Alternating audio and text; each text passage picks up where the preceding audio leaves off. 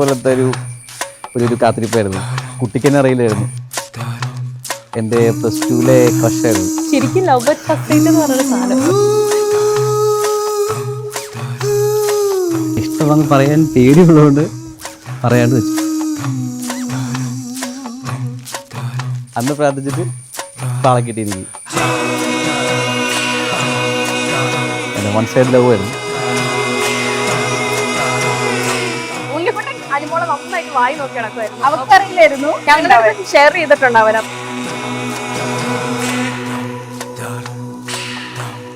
ഞാൻ ചോദിച്ചു, നീ പറഞ്ഞിട്ടുണ്ടോടാ? ഞാനിപ്പോ ഒന്നും പറയത്തില്ല, ഞാൻ പഠിച്ച് ജോലിയൊക്കെ കിട്ടി വലിയ ആളായിട്ട് അവരെ വീട്ടിൽ പോയി ആലോചിക്കും. അതുപോലെ തന്നെ ചെയ്തു.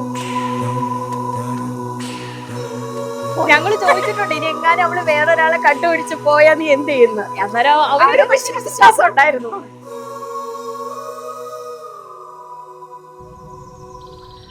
ഞാൻ മാളുവിനെ ആദ്യമായിട്ട് കാണുന്നത് +2 അവസാനിക്കുന്ന സമയത്താണ്.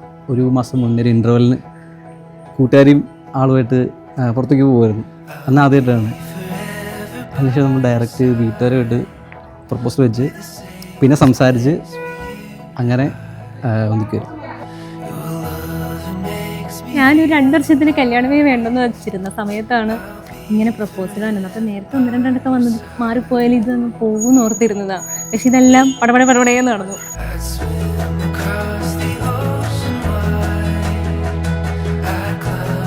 ഞങ്ങൾ ആദ്യം സംസാരിച്ചപ്പോഴേ പറഞ്ഞു, എന്തായാലും 2 വർഷം കഴിയാണ്ട് എനിക്ക് പറ്റത്തില്ല, ഇനി സംസാരിച്ച് നോക്കിയിട്ട് നമ്മൾ ശരിയായി ഇല്ലെങ്കിൽ മുന്നോട്ട് കൊണ്ടുപോകാനും പറ്റത്തില്ല. അപ്പോൾ എങ്ങനെയാണോ ഉള്ളത് ജെന്യുവനായിട്ട് എന്നോട് സംസാരിക്കണം എന്ന് പറഞ്ഞു. എന്നിട്ടാണ് കല്യാണം കഴിക്കാമെന്നുള്ള ഡിസിഷനിൽ എത്തുന്നത്.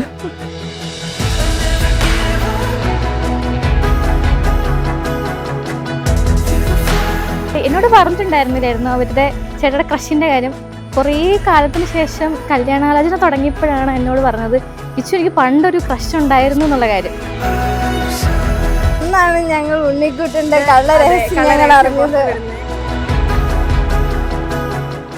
ശരിക്കും ഒരു പറയുമ്പോൾ ഒരു സിനിമ കഥ പോലെയാണ്. ഉണ്ണിക്കുട്ടൻ ഞങ്ങളുടെ മുത്താണ്, ഞങ്ങളുടെ സ്വത്താണ്. പെണ്ണ് കാണാൻ പോയ അന്ന് തന്നെ ഞങ്ങൾക്ക് മനസ്സിലായി ചേച്ചി ഞങ്ങളുടെ വൈബിനൊത്ത ഒരു ചേച്ചിയാണ്.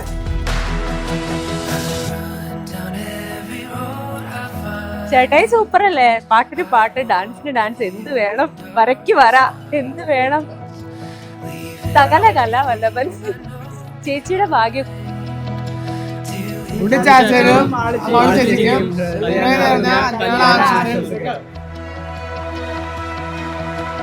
അഡ്രസ് എല്ലാം അടിപൊളിയായി.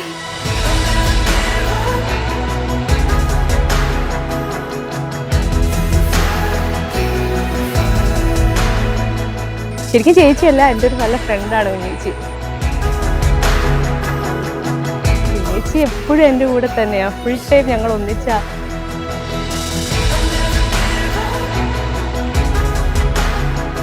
കുഞ്ഞേച്ചി ഇത്രയും നാളെൻ്റെ കൂടെ ഉണ്ടായിട്ട് ഇന്ന് പോവാ, ഭയങ്കര സങ്കടം. അതുകൊണ്ട്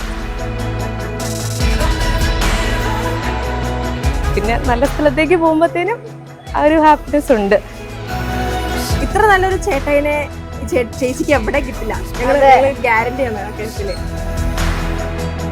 ഞങ്ങളുടെ മാളി ചേച്ചിയെ ഞങ്ങളുടെ ഫാമിലിയിലേക്ക് ഞങ്ങള് വെൽക്കം ചെയ്യുന്നു.